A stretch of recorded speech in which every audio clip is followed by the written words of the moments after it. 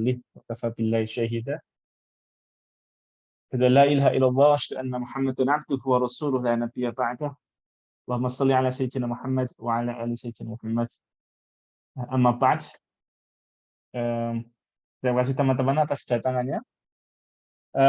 Kali ini kita di acara Ngabuburit KIA kita punya pembicara yang luar biasa ya, Mas Devni Holidin. Terima kasih Mas Devni atas kesediaannya untuk menjadi pembicara memberi ceramah di acara Ngabuburit kali ini. Jadi Mas Devni sekarang adalah mahasiswa S3 di Uni Osnabrück meskipun sepertinya tinggal di Potsdam agak jauh. Beliau adalah penemu apa istilahnya yang founder dari Nexus Initiative Mas ya. Nanti Ya. bisa lah kita di akhir-akhir bisa diceritakan tentang itu. Bisa. Boleh biar promosi sedikit. Sekali ini temanya adalah berpikir negatif untuk hidup yang lebih positif. Jadi seperti temanya ini membidik akal kita, bahkan ketua KIA yakin awalnya bahkan ini tipe Mas itu. Tapi saya yakin ini bukan tipe yang benar seperti itu ya Mas. Ya, Dan nanti betul. kita bisa didiskusi lebih jauh. Tema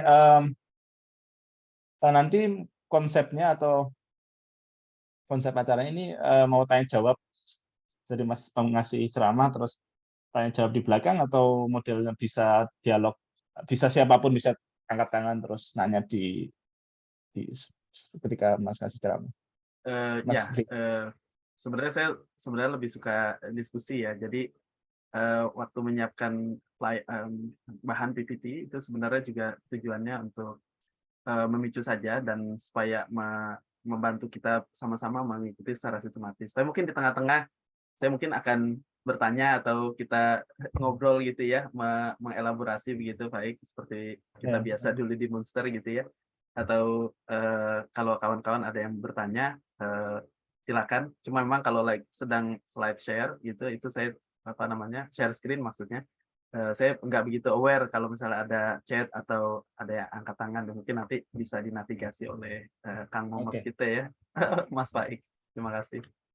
Oke. Jadi sebenarnya fleksibel aja modus operandi. Oke. Untuk permulaan kita mungkin bisa awali dengan baca Al-Quran, seperti saudara saya Muhammad Gozi. Bisa dimulai baca Qurannya. Masuk ya. Tilawah Al-Baqarah awal juz 2. A'udzu billahi minasyaitonir rajim. Tilkar rusulu faddalna ba'dahum 'ala ba'd. Minhum man kallama Allah wa rafa'a ba'dahum darajat.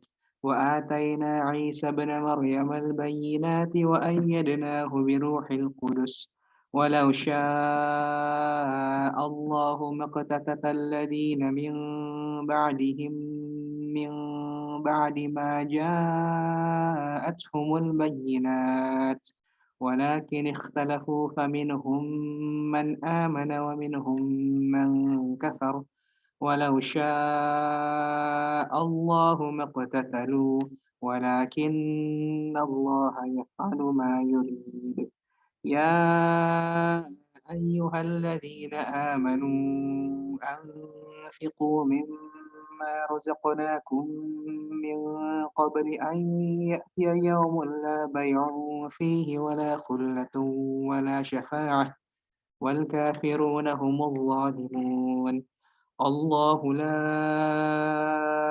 إله إلا هو الحي القيوم لا تأخذه سنة ولا نوم له ما في السماوات وما في الأرض من ذا الذي يشفع عنده إلا بإذنه يعلم ما بين أيديهم وما خلفهم ولا يحيطون بشيء من علمه إلا بما شاء وسع كرسيه السماوات والأرض ولا يؤوده حفظهما وهو العلي العظيم لا إكراه في الدين قد تبين الرشد من الغي فمن يكفر بالطاغوت ويؤمن بالله فقد استمسك بالعروة الوثقى لا انفصام لها والله سميع عليم. Sadaqallahul Azim. Semoga bermanfaat. Ya, terima kasih, Rozi. Langsung aja setelah ini kita ke acara inti yaitu ceramah. Monggo Mas Devni bisa dimulai. Baik, jazakumullah khairan katsiran undangannya semua. Assalamualaikum warahmatullahi wabarakatuh. Alhamdulillahirabbil alamin. Alhamdulillahirabbil alamin. Nahmaduhu wa nasta'inuhu wa nastaghfiruh wa na'udzu billahi min syururi anfusina wa min sayyiati a'malina.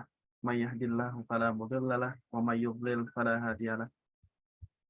Asyhadu an la ilaha illallah, asyhadu anna Muhammadar Rasulullah. Allahumma shalli wa sallim wa barik ala Muhammad wa ala alihi wa sahbihi wasallam.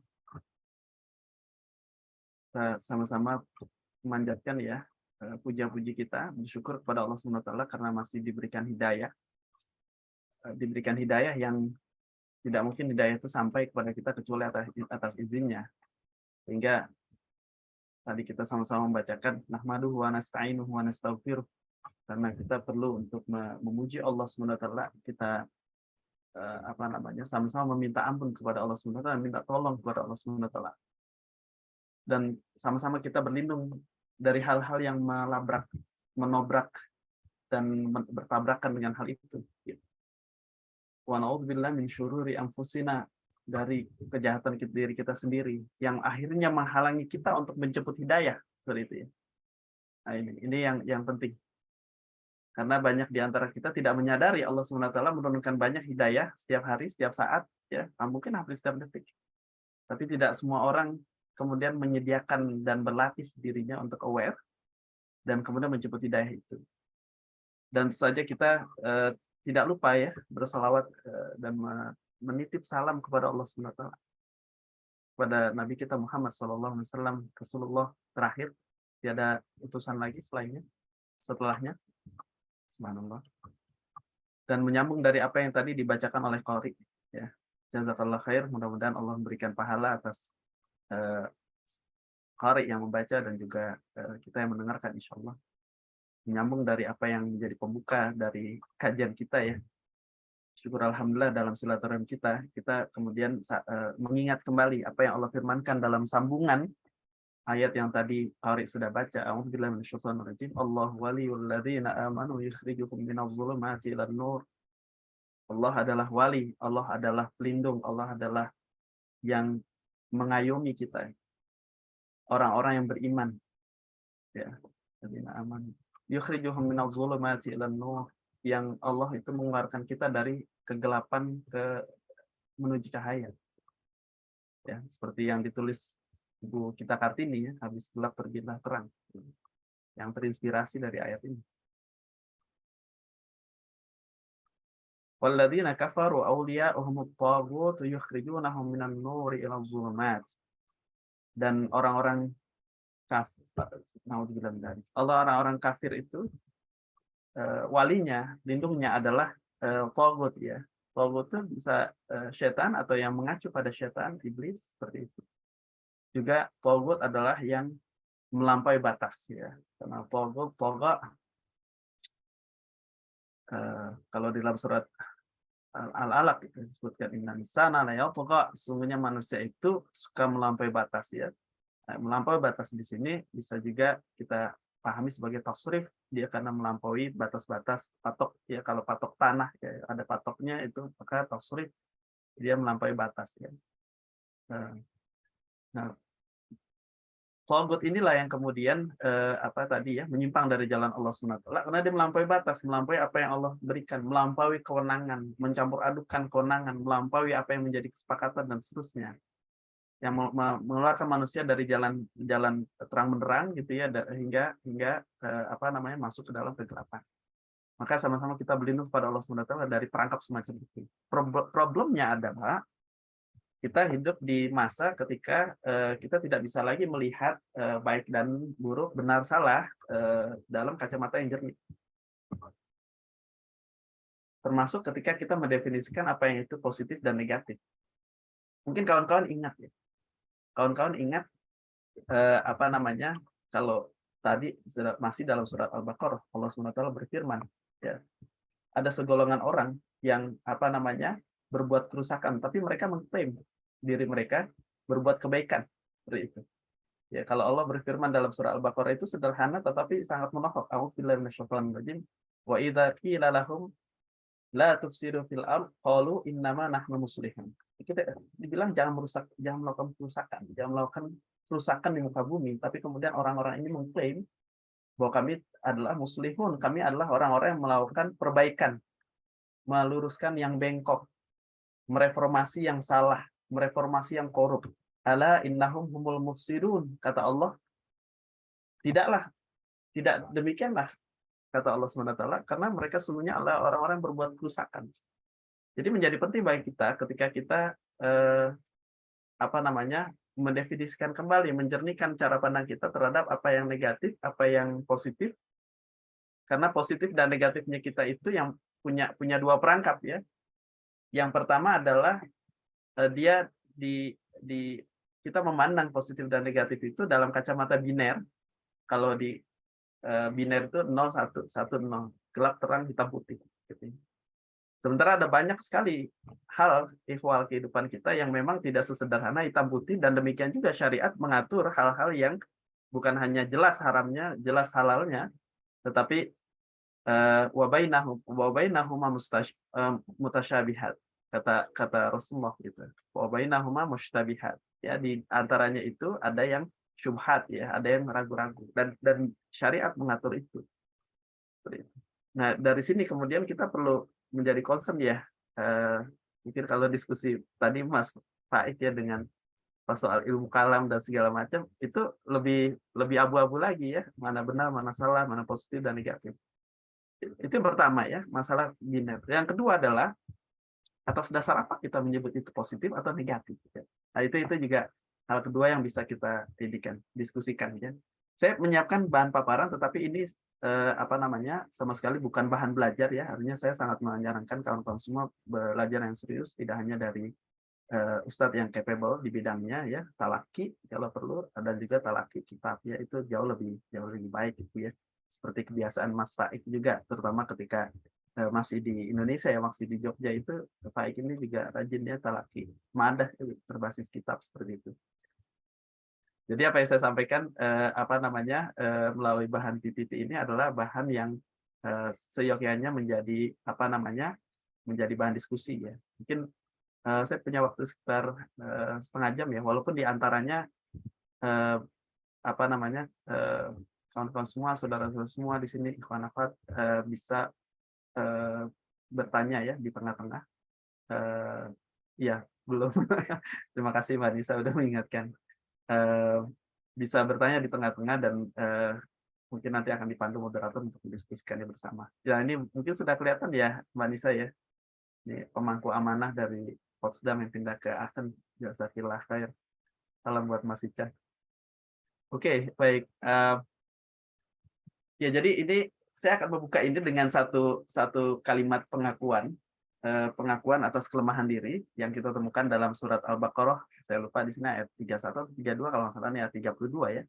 Ketika Adam diciptakan, diberikan knowledge, dipaparkan, dan kemudian malaikat mengakui bahwa malaikat tidak tahu apapun. Gitu. Ketika malaikat mempersepsikan di awal, ya, ketika Allah berfirman di dalam surat Al-Baqarah ayat 30, A'udzubillahi minasyaitonir rajim, ketika Allah berfirman dalam surah ayat 30 bahwa Allah SWT akan menciptakan manusia dengan kalimat yang bagus sekali, inni ja'ilun fil ardi khalifah, sungguhnya aku adalah ja'il. Allah tidak akan bilang saya akan menciptakan, aku adalah pembuat gitu ya manusia di muka bumi. Jadi sudah ada rancang bangunnya, sudah ada rancang bangunnya, sudah ada apa namanya cetak birunya gitu ya.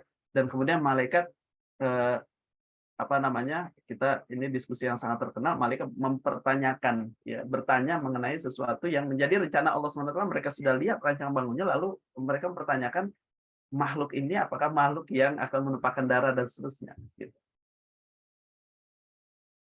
Dengan kalimat yang sopan sekali, sebenarnya bukan semacam protes ya, yang sopan sekali, bukan semata-mata protes di dalam surat Al-Baqarah ayat 30 itu.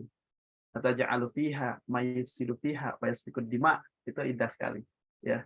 Ataj'alu ya, itu kan aslinya muasalnya secara gramatik adalah hal taj'alu, apakah engkau akan menciptakan gitu ya, di muka bumi ini ya, makhluk yang menumpahkan darah, membunuh, berperang dan segala macam gitu.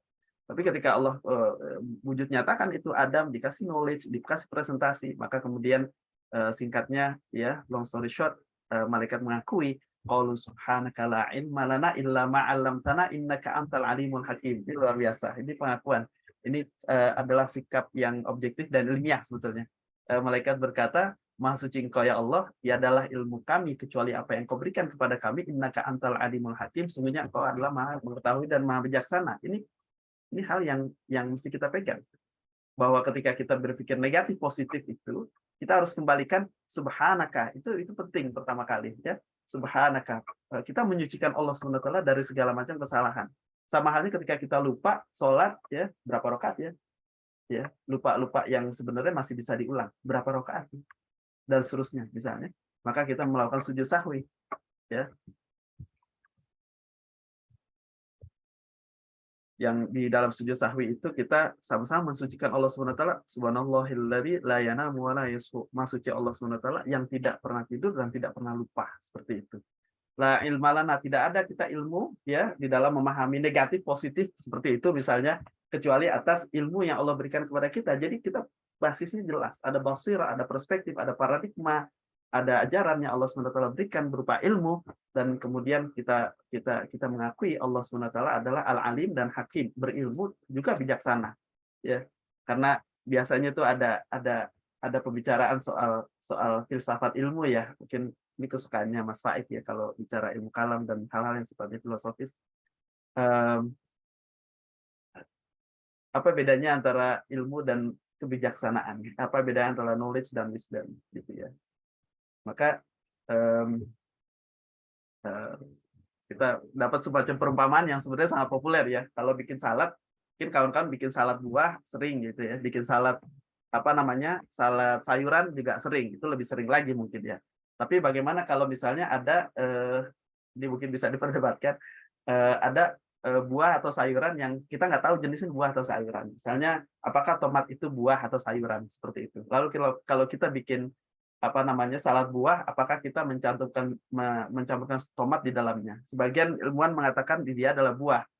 Walaupun kita tahu, kita punya knowledge bahwa tomat itu buah, tapi menjadi tidak bijak kalau potongan tomat dicampur dengan potongan Virsis ya, dicampur dengan potongan mangga, campur dengan ananas dan seterusnya. Bukan hanya dia katanya merusak rasa, tetapi juga memang struktur tomat yang memang kurang solid ya, seperti itu. Tapi ya itu bisa kita diskusikan lebih lanjut. Nah, apa yang maksud dengan negatif ini sebenarnya hal-hal yang memang selama ini kita pikirkan ya. Kira-kira apa yang kita maksud dengan negatif di sini kalau bukan zon dan tajasus mungkin.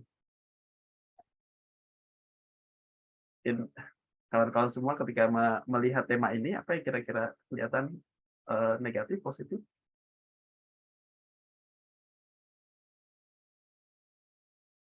Kan suka bilang gitu ya, jangan suka negative thinking. Nah, gitu. Baiknya tabayun dulu. Tabayun ini juga termasuk perkara dalam Islam yang paling sering disalahpahami. Ada yang mau mungkin sharing negative thinking seperti apa di luar zon dan tajasus yang saya tampilkan? Oke, belum ada. Oke. Mungkin nanti kita akan bahas ya beberapa cuplikan-cuplikan hal yang mungkin bisa menjadi contoh untuk didiskusikan. Mana yang negatif dan negatif yang positif dan positif yang negatif. Kita mulai dari ayat ini. Ini surat Al-Hujurat. Ceritanya adalah soal kita tahu surat Al-Hujurat ini terkenal dengan dengan perintah Allah SWT, keterangan Allah SWT bahwa manusia dicipta berbangsa-bangsa, bersuku-suku, dan ada satu kode etik di situ yang Allah berikan kepada kita ya. A'udzubillahi minasyaitonir rajim. Ya ayyuhalladzina amanu ijtanibu katsiran minadh-dhann ya, inna ba'dadh-dhann ism. Jadi jelas sekali ya Di awal ayat Allah SWT itu menyuruh orang-orang yang beriman, orang-orang yang berusaha beriman, alladzina amanu ya. Istanibu, jangan dekat-dekat. Istanibu katsiran minadh-dhann, jangan apa namanya? Dzan ini adalah sebuah prasangka. Prasangka yang itu tidak ada basis indikasinya, kayak gitu. Yang itu sebenarnya mungkin ada fakta-fakta, tetapi bagaimana fakta demi fakta itu bertalian atau berkorelasi atau saling kausalitas satu sama lain, itu tidak bisa ditangkap ya. Maka dia harus dikembalikan pada hukum asalnya, dia adalah dugaan prasangka, dzan inna ba'dadh dzan itsm. Semua prasangka itu ya, kebanyakan prasangka itu dosa gitu. Ya. Wala tajassasu wala yaktab ba'dhukum ba'dha ya, dan jangan mencari-cari kesalahan, jangan memata-matai dan jangan membicarakan yang hal yang buruk di belakang saudaramu ya. Hukum tajassus ini kalau dalam Islam itu di masa Rasulullah SAW itu apa namanya, ada yang disebut sebagai sutra, tapi ada dua jenis sutra. Ada kepolisian kalau di kita, ada dinas yang memang ditugaskan untuk memata-matai musuh, ada yang ditugaskan untuk menjaga keamanan. Yang menjaga keamanan ini tidak boleh tajassus, nggak boleh kemudian karena menduga misalnya, kayaknya ini orang mabok ya kayaknya di dalam rumah, terus abis itu mendobrak atau ketok-ketok pintu, periksa, geledah, ya, nggak bisa demikian. Jadi harus ada alasan yang kuat, harus ada bawa warrant letter gitu ya, bahwa dia bisa menggeledah, seperti hal yang dipraktikkan di negara modern. Sementara yang unit satu lagi itu memata-matai pihak luar, dan ini dibolehkan. Nah, praktek ini hukum tajassus secara fikih itu memang akhirnya memang diterapkan dalam tatanan bernegara dan juga diadopsi oleh tatanan praktik penyelenggaraan pemerintahan modern ya. Contoh misalnya kalau di Amerika Serikat tajassus ke warga negara itu nggak boleh. Jadi FBI itu gunanya untuk melakukan investigasi, tapi atas indikasi-indikasi yang kuat. Makanya ada derajat sangkaan, dakwaan, dan seterusnya. Gitu. Tapi CIA, intelijen, itu nggak boleh memata-matai warga negara. Di CIA, walaupun dia beroperasi, ada yang beroperasi dalam negeri, tetapi yang dimata-matai adalah musuh negara, atau mereka yang bukan warga negara. Itu yang juga banyak dilakukan di luar negara. Ya. Itu fikih tajassus yang diterapkan di Amerika Serikat. Misalnya. Ayuhibbu ahadukum ayyakul ya, apakah kamu suka kalau misalnya di antara kalian makan gitu ya, lahma akhihi maitah gitu ya. Jadi apa namanya, daging saudaranya yang sudah mati gitu. Fakarih tumuh, kalian harus jauhi itu, jauhilah itu kata Allah. Dan yang menarik, Allah SWT, lihat ini kunci ayat ini ada di belakang. Wattaqullaha innallaha tawwabur rahim. Kita sama-sama tahu bertakwa ya, perintah bertakwa itu adalah seperti yang diilustrasikan Umar bin Khattab gitu. Kalau ada jalan banyak onak, duri, ranjau dan segala macam, maka kita berusaha berjalan secara sesama dan kemudian berhati-hati mungkin, itulah kemudian takwa. Tapi kemudian apa namanya, ada dong misalnya sisi-sisi di mana manusia misalnya dalam upayanya untuk berkreasi, untuk menggiatkan diri dan seterusnya, dia jatuh ke dalam kesalahan. Maka disinilah Allah SWT dengan bijaknya menyebutkan, memberikan garansi, innallaha tawwabur rahim, Allah Maha Pengampun, juga Maha Penyayang. Ya, jadi kita bisa kembali dengan taubat. Nah, cuma masalahnya adalah zon dan tajassus ini tidak serta-merta sama dan sebangun dengan negative thinking yang kita pahami selama ini. Karena negative thinking itu biasanya kecenderungannya tadi ya, mungkin terkait dengan zon, ya, tapi atas dasar apa pada taraf pertama kita melabeli suatu pemikiran itu negatif? Dan apakah suatu hal yang negatif itu adalah hal yang negatif ataukah itu justru hal yang positif gitu. Nah, makanya kita perlu melihat dua kelompok berpikir negatif di bawah ini. Kalau kawan-kawan semua mudah-mudahan terbaca ya di sini. Ada kelompok 1, kelompok 2. Kelompok 1 itu bilang ya tidak aman dekat dengan anak pang gitu ya. Di sini siapa yang nggak aman dekat anak pang? Anak pang tahu nggak? Tahu ya. Gimana? Tahu tidak punya teman anak pang. Oh, nggak punya teman anak pang ya? Belum pernah merasakan berarti ya? Belum pernah. Oke. Atau ini nih, yang kerja ataupun yang lagi disertasi ya, kayak saya misalnya. Supervisor akan kecewa dengan hasil pekerjaan. Jadi belum submit, kecewa dengan hasil pekerjaan. Siapa di sini yang tidak merasakan itu? Pertanyaannya bukan siapa yang merasakan itu, tapi siapa yang tidak merasakan itu, kecenderungannya sebagian dari kita mungkin merasakan itu ya. Makanya ada sebagian orang jadi apa namanya? Menjadi perfeksionis ya, seperti itu. Jadi sudah dari awal sudah banyak supervisor ya akan kecewa. Ini kayaknya masih ada yang harus dibenerin lagi. Padahal setelah dikasih supervisor harus direvisi lagi. Atau pejabat berpakaian serba branded pasti hasil korupsi. Wah, nggak mungkin dia.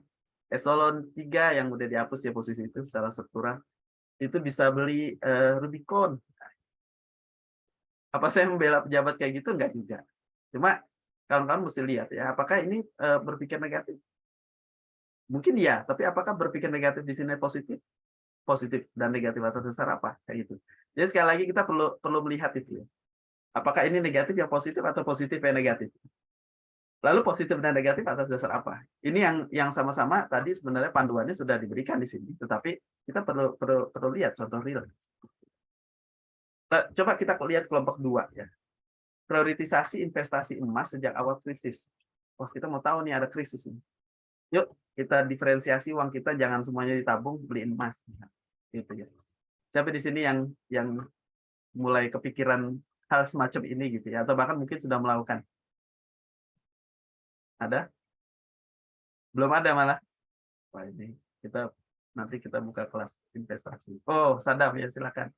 Sadam ini apa namanya? Mana tadi? Oh, cuma angkat tangan sebentar. Oke. Oke, Sadam ya. Sadam termasuk ini. Apakah Sadam berpikiran negatif? Kita bisa lanjut lagi misalnya di yang berikutnya. Enggan bertemu orang tanpa janjian. Nah, ini apalagi kalau kawan-kawan sudah terjermankan gitu ya, Germanize gitu. Asal ada yang klingan gitu ya, kemudian siapa nih? Nggak ada janji. Atau tiba-tiba teman datang begitu aja gitu. Kayaknya nggak nyaman dan seterusnya. Siapa di sini yang masih merasa nyaman ya kalau ketemu orang nggak janjian. Jumpa, bikin meeting nggak janjian dan seterusnya. Sadam lagi mungkin ya. Oke. Curiga ada Aku hasil nyaman-nyaman produksi aja. yang jauh dari standar. Oh, Pak Ik ya, Pak Ik ini ya. Kalau janjian nggak ini? Oh, Nggak perlu. suka OPT. Apa itu OPT, Sadam? Oh, belum ada suaranya, baik. Pak Ik tadi mau menyampaikan sesuatu?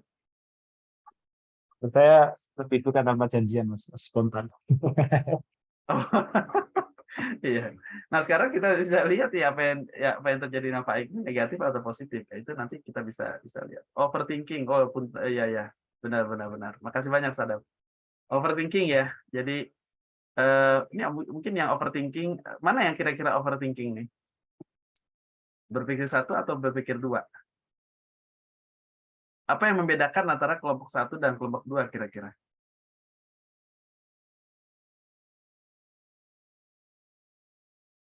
Belum ketemu? Nah, kalau kita bisa lihat, kelompok berpikir 1 itu, dia basisnya tidak ada indikasi. Kayak gitu. Misalnya, anak pang itu kan ya jamurnya jeprak-jeprak gitu ya, tatoan segala macam. Memang kita secara genetik mewariskan itu. Wah, orang kayak gini kayaknya preman gitu ya. Ini pasti berbuat jahat dan segala macam. Padahal kita kalau lihat di kita misalnya Kindertagesstätte itu ya sebagian RCR dan RCR ini juga ada yang bertato ya. Kalau di luar merokok dan segala macam. Nah, nggak aman dekat anak pang. Mungkin karena ada persepsi. Tapi apakah anak pang itu ngerampok? Apakah dia minta-mintain uang? Kecuali ada kita lihat yang bersangkutan, oh minta-mintain uang nih, malak gitu ya. Apa namanya? Meminta uang dengan paksa. Nah, itu. Ada nggak indikasi? Atau supervisor akan kecewa dengan hasil pekerjaan? Ini juga belum tentu ada indikasi. Kecenderungannya kita akan perfeksionis, overthinking seperti yang tadi saya bilang. Pejabat berpakaian serba branded pasti hasil korupsi. Kalau baru branded pakaian ya, itu barangkali kita overthinking juga gitu. Karena bisa jadi dia mendapatkan tunjangan kinerja, remunerasi tahunan dan seterusnya. Tapi kalau udah beli Rubicon, wah ini baru mungkin ada indikasi. Nah, itulah yang kemudian terjadi pada pola berpikir 2 ya. Prioritas investasi emas sejak awal krisis itu jelas langkah antisipasi. Ya, jelas langkah bersiap siaga gitu untuk tidak kemudian memicu gitu ya, memicu misalnya pola pembelian yang banyak sehingga apa namanya barang menjadi apa namanya demand terlalu banyak daripada ketersediaan barang dan kemudian terjadi inflasi. Jadi udahlah buat jaga-jaga ya, kita ingin investasi. emas sejak awal krisis. Atau nggak bertemu orang tanpa janjian, kayak nggak nyaman. Ini siapa, dan segala macam. Orang Jerman tipikalnya begitu. Atau curiga ada hasil produksi yang jauh dari standar. Ini tugasnya apa namanya quality assurance ya misalnya untuk menjamin bahwa semua hasil produksi sesuai dengan standar. Baik. Nah, ini kalau kawan-kawan pernah nonton film Jim Carrey ya, Yes Man gitu ya. Saya jadi ingat nih ketika membahas yes, ini yes. Ada tipikal orang yang mengiyakan pada banyak hal. Nggak enakan gitu kalau dikasih tugas ini ya dikerjain itu sudah overburden, sudah overwhelmed itu kemudian dia masih tetap menerima karena nggak enak ini karena atasan yang ini karena rekan kerjanya. Oh, dia dulu pernah bantu saya, nggak enak kalau saya nolak dan seterusnya. Padahal secara objektif dia menilai dirinya sudah nggak bisa menerima pekerjaan. Akhirnya dia mencoba berpikiran positif, mengiyakan semua request, mengiyakan semua assignment. Padahal kawan-kawan mesti tahu, gitu ya, bahwa ketika kita mengiyakan pada banyak hal, dia sebenarnya menolak banyak hal lainnya. Mengiyakan satu hal, dia membuka satu pintu, itu kita sedang menutup pintu lainnya. Makanya kita perlu skala prioritas, gitu ya. Perlu skala prioritas dan secara strategik menyusun itu. Itu yang dimaksud dengan sabar, gitu, dalam surat Al-Asr yang kita sama-sama sudah baca.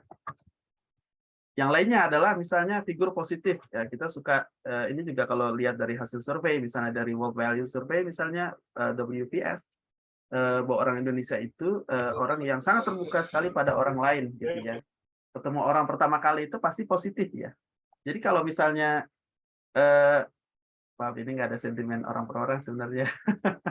Tapi kalau misalnya kita lihat misalnya kita akan cenderung memilih figur positif. Saya sebagai orang yang apa namanya meneliti bertahun-tahun 15-16 tahun maaf sekarang sebenarnya tahun ini sudah 17 tahun 17 tahun karir saya di kebijakan publik dan kemudian apa namanya memberikan consulting advisory kebijakan kepada pemerintah misalnya itu saya bisa kasih assurance bisa argue bahwa urusan-urusan semacam ini harus dilihat dari sisi kompetensi dan kinerja dan tidak berkorelasi positif, tidak selamanya berkorelasi positif dan mungkin bisa dilihat tidak selalu berkorelasi positif antara orang yang punya kita anggap dia orang baik gitu ya, bahwa dia pasti akan menghasilkan kebijakan yang baik ya. Itu dua hal yang berbeda yang tidak serta-merta berkorelasi seperti itu. Jangankan saya, mungkin orang secara awam kasat mata juga bisa menilai hal tersebut. Jadi orang baik seperti apa? Apakah menganggap bahwa saya harus pilih orang baik itu adalah hal yang positif, ataukah itu hal positif yang kemudian berdampak negatif? Ya, karena mohon maaf misalnya saat ini di banyak tempat tren yang terjadi adalah saya bisa sebut negaranya masing-masing kecenderungan memilih orang baik yang dianggap baik, cenderungan menjatuhkan pilihan untuk mengangkat seseorang sebagai pemimpin atas dasar kebaikan itu ujungnya adalah kebijakannya tidak baik seperti itu.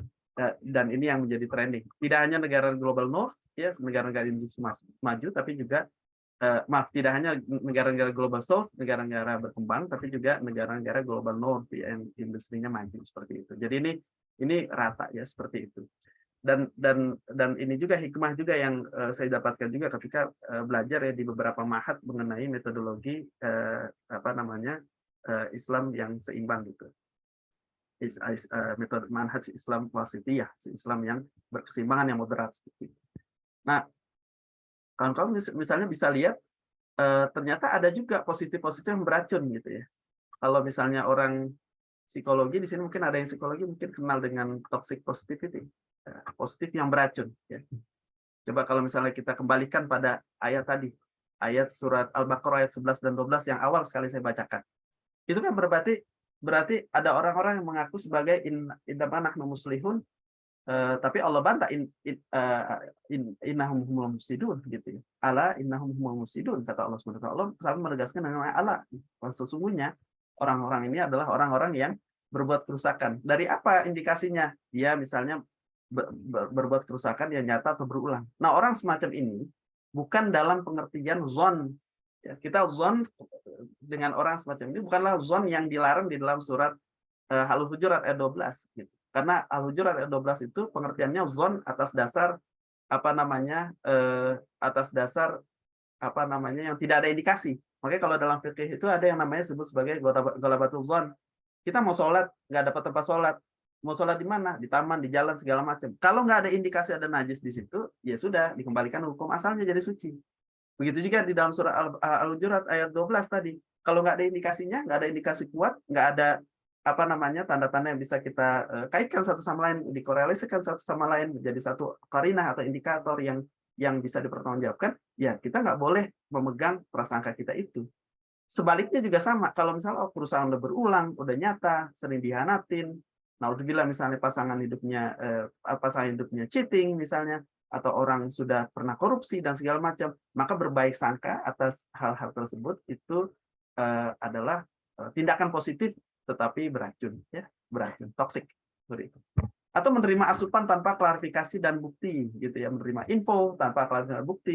Oh iya, saya dapat ini forward WA gitu, message gitu. Dari mana? Dari Ustadz. Nggak mungkin Ustadz bohong, nggak mungkin Ustadz salah. Betul, tapi seorang Ustadz itu bisa jadi tidak kompeten untuk menyaring berita tersebut. Bisa jadi Ustadz itu nggak kompeten untuk bisa mengetahui esensi masalah yang terkandung dalam pesan, dan seterusnya, dan seterusnya. Jadi kalau kita nggak cek and recheck sebuah berita misalnya, maka percaya begitu saja beritanya benar karena yang menyebar Ustadz, itu juga adalah positif yang beracun. Atau menutupi masalah agar reputasi terjaga. Nah, ini kebiasaan orang Indonesia nih. Mohon maaf ya, ini ada surveinya sendiri. Tapi saya nggak tampilkan di sini ya. Atau rela menerima kerugian, disakiti, kan kayak biasa film-film sinetron gitu ya. Atau sinetron-sinetron yang diangkat dari majalah Hidayah gitu ya. Biasanya kan figur apa namanya protagonisnya itu ya disakiti rela gitu ya. Rela dan kemudian mau saja gitu ya, di orang taking benefit, dia ambil keuntungan dari dirinya, orang rela saja dan segala macam. Menyediakan diri untuk dizolimi itu adalah bagian dari kezoliman itu sendiri, kawan-kawan perlu tahu. Jadi membiarkan dirinya dizolimi, ya, mau melawan yang sebenarnya bisa diusahakan tapi kalah mental duluan, itu adalah positif yang beracun. Atau memberi amanah tanpa mekanisme kontrol, ya percayalah dia pasti jujur, pasti amanah, tapi nggak ada mekanisme kontrol, itu adalah positif yang beracun. Lalu bagaimana baiknya, gitu ya? Bagaimana baiknya?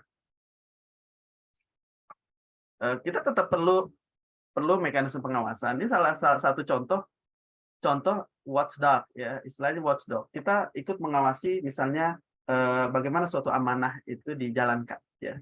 Apalagi kalau di banyak negara tentunya banyak korupsi, merupakan peran terhormat masyarakat untuk zon itu ya, bahwa yang bersangkutan mungkin mungkin melakukan korupsi. Makanya dalam Islam itu selalu ada perimbangan kewenangan. Abu Bakar jadi khalifah, yang mengimbangi kewenangannya adalah Umar gitu. Umar fungsinya sebagai apa ketika Abu Bakar jadi khalifah? Umar fungsinya 3 gitu. Yang pertama, memeriksa semua keputusan kebijakannya Khalifah Abu Bakar apakah sesuai dengan Al-Quran dan Sunnah. Nah, ini fungsi memeriksa hasil regulasi atas dasar konstitusi, Mahkamah Konstitusi. Fungsi yang kedua adalah fungsi pengadilan administrasi yang dilakukan oleh Umar bin Khattab gitu ya. Umar bin Khattab mengawasi jalannya mencoba menerima gugatan masyarakat atas kebijakan-kebijakan yang dianggap tidak sesuai ya dengan Al-Quran dan Sunnah. Gugatan masyarakat atas khalifah atau keputusan khalifah seperti yang dialami Ali, ada gugatan terhadapnya gitu ya. Nah, itulah fungsi peradilan administrasi. Lalu fungsi yang ketiga juga adalah menjamin bahwa masyarakat mendapatkan pelayanan. Itu tugasnya umat. Nah, ini fungsi yang sekarang dikenal sebagai ombudsman. Jadi hal semacam ini bukan berarti berangkat dari zon tanpa indikasi bahwa yang bersangkutan nih pasti korup, enggak begitu. Tetapi kita justru karena kita ingin semuanya terjamin, karena manusia yang di tempatnya salah, karena kekuasaan itu dekat pada pada rentan terjadinya korupsi gitu ya. Seperti yang Lord Acton bilang ya, the power tends to corrupt gitu ya. Absolute power corrupt absolutely gitu ya. Nah, itu yang terjadi, maka kita butuh watchdog, butuh upaya-upaya masyarakat untuk mengawasi jalannya pemerintahan, untuk mengawasi bagaimana suatu amanah itu dikelola. Itu contoh yang kelihatannya negatif ya, karena udah berpikiran nih kayaknya tends to corrupt gitu ya. Tapi sebenarnya itu hal yang positif buat masyarakat. Atau sombong ya, seperti yang dikatakan Imam Syafi'i ya, bersikap sombong terhadap orang sombong itu adalah sedekah gitu. Kenapa? Karena kalau misalnya kawan-kawan semua diem aja, serba rendah hati, apalagi rendah diri terhadap orang sombong, makin menjadi kesombongannya dan dia nggak tertolong. Gitu. Jadi sombongnya gimana? Bukan saut-sautan. Gitu. sombongnya bagaimana? Ketika orang itu misalnya diberikan nasihat misalnya tidak mau tahu, maka kita kasih argumen-argumen yang lebih didukung oleh bukti-bukti yang bisa dipertanggungjawabkan. Contohnya seperti itu.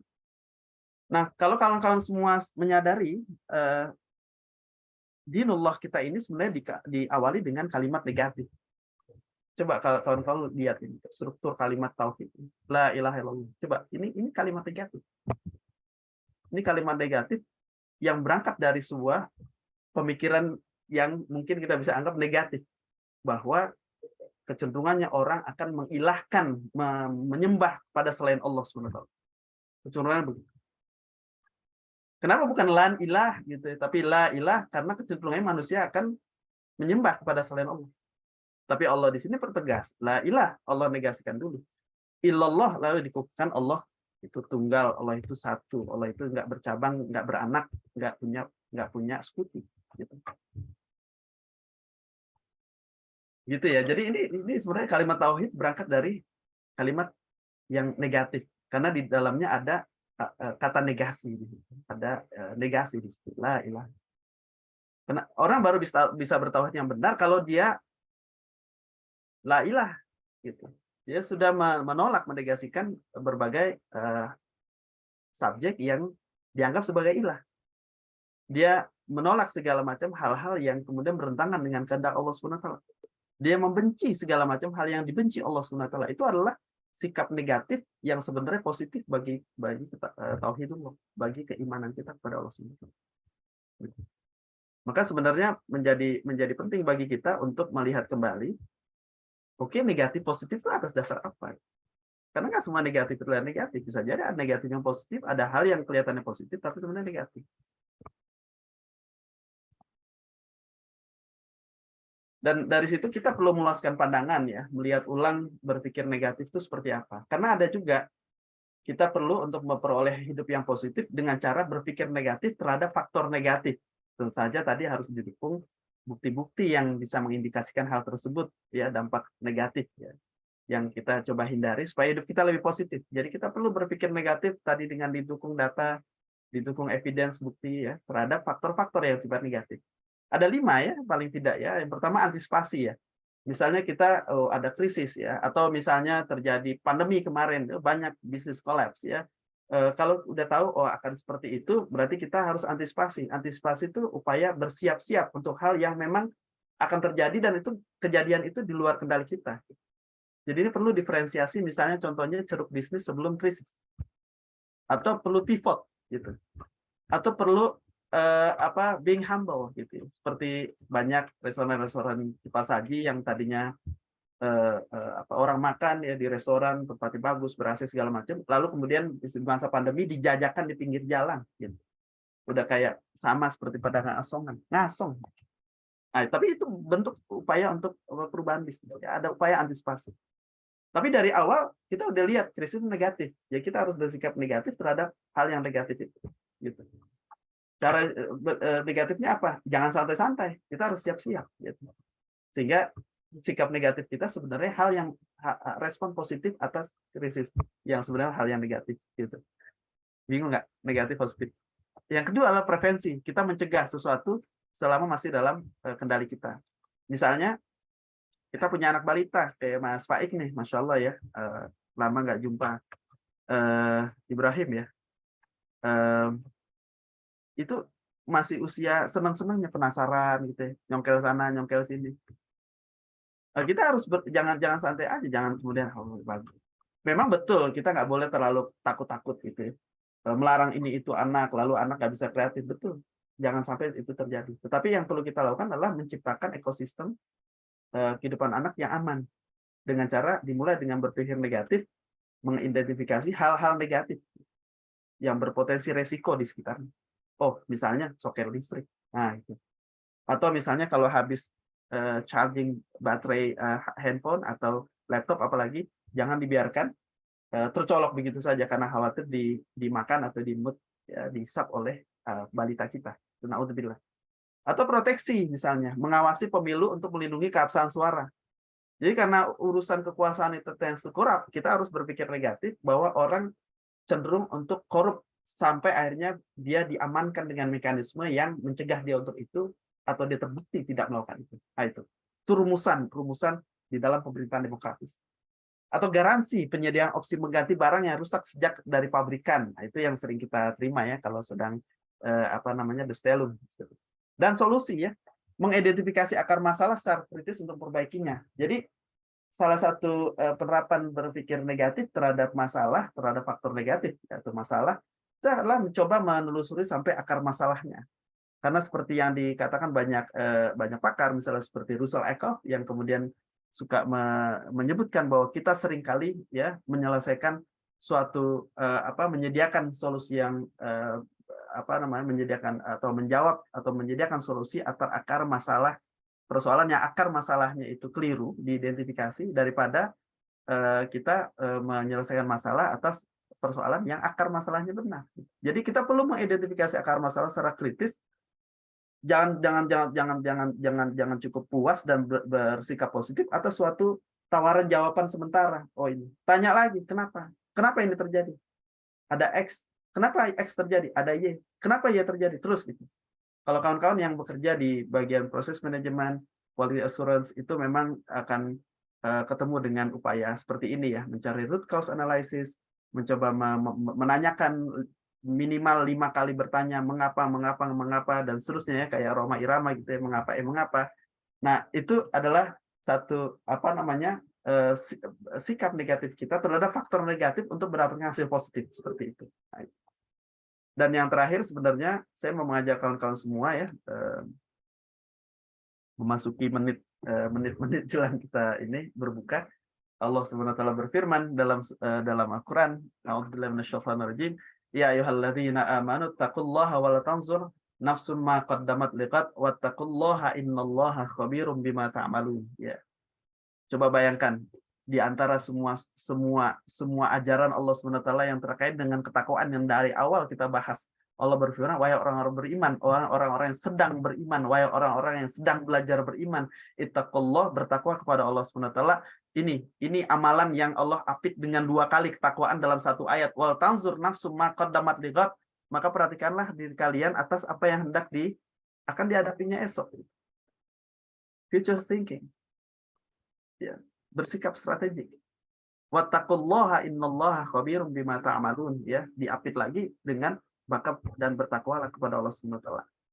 Jadi ada sikap strategik yang sebenarnya kita bisa lihat sebenarnya dalam pengertian sabar, karena sabar itu adalah kata kerja aktif. Dimanapun kawan-kawan semua ketemu, baik ayat Al-Quran manapun, hadis manapun, atau misalnya di ayat Al-Quran surat Al-Asr yang sama-sama kita sudah baca, itu semua kalimat kerja aktif. Karena sabar itu nggak pernah diwujudkan berupa sifat. Dia menunggu saat yang tepat dengan penyikapan yang tepat gitu ya, dan dengan langkah-langkah yang tepat. Jadi arah dan respon strategi sabar.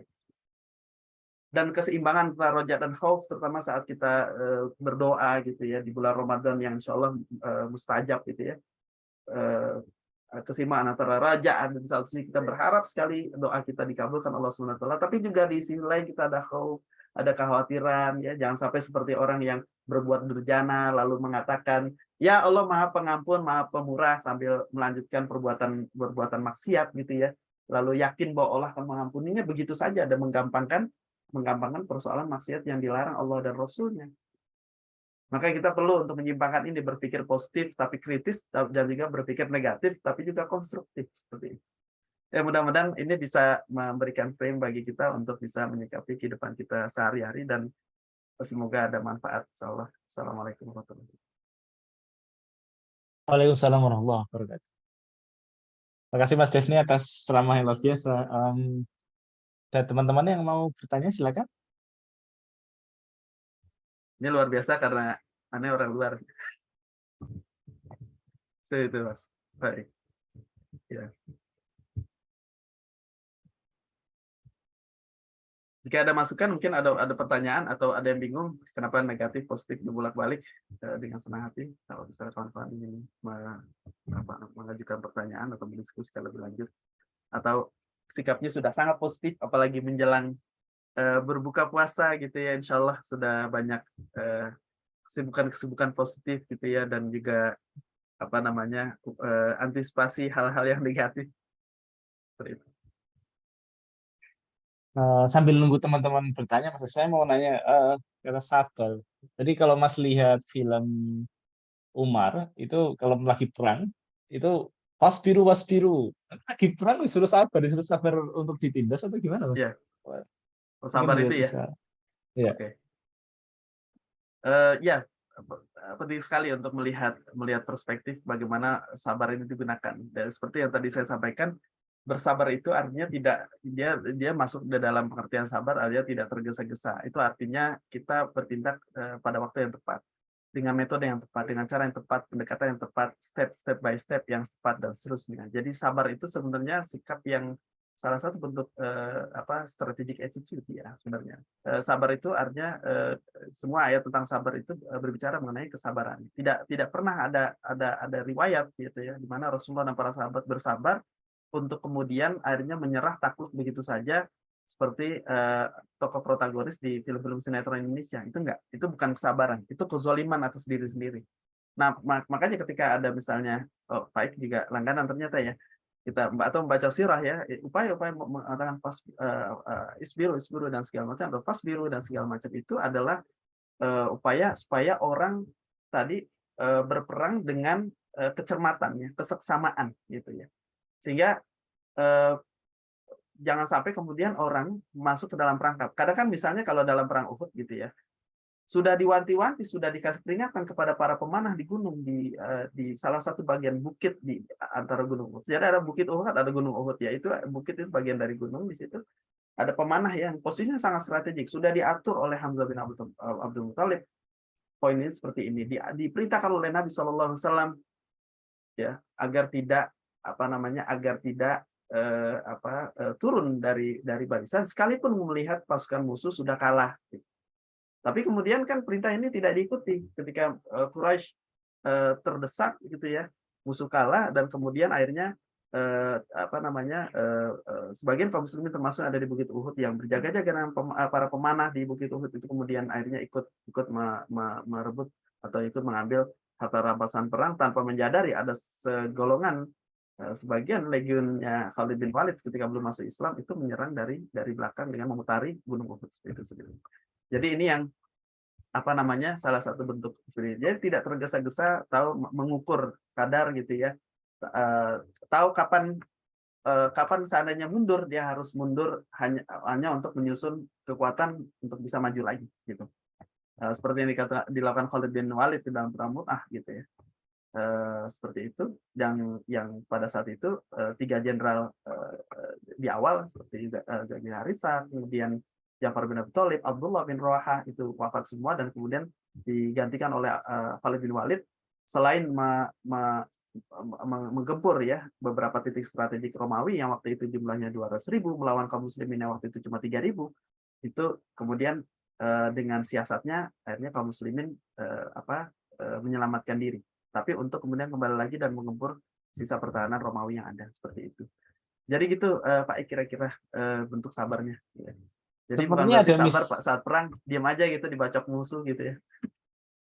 Jadi ada semacam mistranslate atau mistranslasi, Mas ya. Iya Misterjemahan. betul. Karena jadi sabar itu lebih dalam arti yang sebenarnya adalah lebih bersifat antisipatif juga, tidak melulu pasif. Dan kalau kita di Indonesia sebenarnya sabar itu identik dengan sifat yang sabar, terima cobaan ini dengan baik gitu. Jadi lebih Iya, ke nerima. iya, Jadi tidak ada langkah antisipatif atau preventif tadi yang disebutkan betul. di kelima tadi. Oke. Betul. Betul sekali Pak Ik, betul sekali Pak Ik. Ini masalah transliterasi dan mispersepsi kita ketika kita menerima ajaran ini. Sama halnya misalnya dengan ikhlas dan rela, ikhlas dan ridha. Yaudah ikhlasin aja gitu ya, dirampas orang, udah ikhlasin aja, ada orang korupsi, udah ikhlasin aja, dan segala macam. Enggak, ikhlas itu kalau kawan-kawan semua mengerjakan segala macam perbuatan, menggenapkan ketaatan hanya kepada Allah SWT. Ya, kalau di dalam surat Al-Bayyinah itu jelas kalimatnya mukhlishina lahuddin ya, memfokuskan, mengorientasikan urusan agama ini pengamalannya hanya untuk Allah SWT. Ya, seperti itu. Jadi bukan nggak ada urusan dengan rela gitu ya, guru ngaji nggak dibayar dengan pantas itu rela dan segala macam. Ini guru ngaji profesional ya, bukan penceramah panggilan kayak saya gitu Pak. Saya lagi membicarakan sebagian guru-guru ngaji di Indonesia, misalnya di sekolah-sekolah dasar Islam terpadu, di madrasah-madrasah yang orang tidak punya insentif. Oh ya, dia ngajar agama, dia pasti harus ikhlasin aja tanpa diberikan kompensasi yang memadai, padahal padahal dia bekerja secara profesional gitu. Karena itu profesinya dan seterusnya. Nah, itu nggak bisa ikhlas. Atau misalnya uang hasil korupsi, enak benar pejabat itu ya, korupsi, beli Rubicon misalnya dan segala macam. Terus ya udah ikhlasin aja gitu. Nanti Allah yang akan, nggak bisa gitu. Itu Allah SWT sudah perintahkan kepada kita untuk mengawasi jalannya pemerintahan, untuk mengawasi penggunaan dana rakyat. Rasulullah SAW juga memerintahkan hal tersebut gitu, dan seterusnya dan seterusnya. Nggak ada istilah pemimpin itu ditaati tanpa kemudian diawasi. Bahkan hadisnya sudah jelas gitu ya, bahwa sudah jelas mengenai pertanggungjawaban gitu. Di mana Rasulullah SAW dalam hadis riwayat Bukhari menyebutkan kullukum ra'in wa kullukum mas'ulun an ra'iyati. Kalian ini adalah seorang pemimpin, dan setiap pemimpin akan mempertanggungjawabkan apa yang diperbuatnya, kebijakan yang dibuatnya terhadap rakyatnya seperti itu. Jadi itu bagian dari sunnah untuk tidak merelakan uang kita dikorupsi, uang umat dikorupsi. Seperti itu. Terima kasih Mas Devi. Sama-sama. Ada pertanyaan dari Mas Fahmi. Assalamualaikum, izin bertanya, perbedaan antara berpikir negatif dengan sikap berhati-hati. Apa, Mas? Oh iya. Ya, ini yang tadi kita coba membedakan Mas Fahmi ya dan Faik. Mas Fahmi dan Mas Faik itu bahwa ada yang satu ada jenis ada jenis negatif yang satu dan ada jenis negatif yang lain seperti itu. Yang kelompok pertama yang tadi kita bahas pertama itu ya ini gitu ya. Ini kelompok pertama ini adalah yang tadi mungkin Mas Fahmi sebut sebagai antara berpikir negatif dengan sikap hati-hati. Bersikap hati-hati itu bisa berangkat dari berpikiran negatif, tetapi dengan cara yang dilakukan terhadap faktor negatif, gitu. Kalau misalnya berpikir negatifnya seperti apa yang kemudian membedakan dengan sikap hati-hati? Sikap hati-hati juga sebenarnya adalah berangkat dari berpikir negatif, karena kita sudah curiga akan terjadi sesuatu. Tapi bedanya apa? Bedanya adalah yang kita sebut hati-hati adalah berpikir negatif atas dasar indikasi yang muncul, yang terukur atau bisa kita identifikasi secara jelas. Sementara was-was yang dihembuskan setan gitu ya, atau zon yang tadi dilarang Allah SWT, itu biasanya berangkat dari ketiadaan indikasi yang bisa dipertanggungjawabkan, yang bisa diidentifikasi secara jelas, indikatornya nggak jelas dan segala macam. Begitu Mas Fahmi. Dan tadi Mas Faizal ya, sabar senang maupun duka, sabar dalam senang sebenarnya sama saja, baik senang maupun duka, sabar itu judulnya sama. Kalau seseorang senang, artinya orang dapat bonus, dapat uang. Dia harus bersabar dalam pengertian dia harus mengalokasikan dan mengorientasikan penggunaan uangnya dengan cara yang tepat. Ada proporsi, ada antisipasi. Oh iya, nanti akan ada kebutuhan ini dalam waktu dekat. Oh iya, ternyata sebenarnya nggak ada kebutuhan mendesak dalam waktu dekat, tapi saya mau investasikan atau saya mau sedekahkan dan segala macam. Nah, upaya tepat melakukannya itu, mengalokasikan uangnya itu juga sabar gitu. Dalam kesenangan. Dalam kedukaan gimana? Ada yang meninggal, innalillah, atau misalnya kehilangan segala macam. Tentu saja di satu sisi ada sikap ridho atas yang perlu dilakukan, ada sikap ridho atas apa yang Allah berikan, tetapi sabar di situ juga bukan kemudian akhirnya membabi buta. Kalau orang yang nggak sabar, dia akan membabi buta, menuduh, wah, gue kecurian nih, tuduh, lu kan yang ada di kamar gue waktu itu. Nah, gitu, seperti itu. Itu cermin orang yang nggak sabar, karena dia tidak melakukan atau tidak bersikap dengan cara yang tepat, dengan indikasi yang tepat, dengan waktu yang tepat, dan terhadap orang yang tepat. Jadi mengatur ketepatan, keseksamaan, kecermatan itu adalah sabar, baik senang maupun duka gitu. Seperti itu Mas Faisal. Mudah-mudahan ini bisa memperjelas di tengah waktu yang sedikit, tapi ini mudah-mudahan bisa menjadi refleksi bagi kita semua. Jazakallah khair. Terima kasih Mas Devi atas jawabannya. Sebelum tutup, saya penasaran Mas Faizal Amin. Ini dapat dari mana? Saya belum pernah dengar soal. Apanya? Sabar dalam senang maupun duka. Setelah apa dari hadis atau? Oh ini apa namanya? Saya chatnya pribadi ternyata dari Mas Faizal Amin. Waalaikumsalam. Oh, istilah sabar dan senang maupun duka, yaitu hadis. Hadisnya populer sekali. di beberapa kitab juga dimuat gitu ya. Dan jalur periwayatan juga banyak gitu. Cuma memang tadi muasalnya adalah kita keliru menangkap apa yang dimaksud sabar gitu ya. Itu aja. Karena di Indonesia sabar itu artinya tadi lemah bersikap. Terima kasih Mas Devi atas jawaban-jawabannya lagi. Sekali lagi, Em, jadi secara waktu kita sudah selesai. Jadi Oke. jamaah bisa boleh untuk keluar dari Zoom, tapi tidak harus ya. Kita mungkin mau ngobrol-ngobrol. Saya masih kangen sama Mas Devi, saya masih minta ngobrol-ngobrol lagi. Ya. Mungkin saya tutup dulu ya acaranya. Mari kita bersama dengan doa kafaratul majelis. Subhanakallahumma bihamdik, asyhadu an la ilaha illa ant, astaghfiruka wa atubu ilaik. Assalamualaikum warahmatullahi wabarakatuh. Assalamualaikum warahmatullahi wabarakatuh. Mas Dev nih, gimana Ya, kabarnya?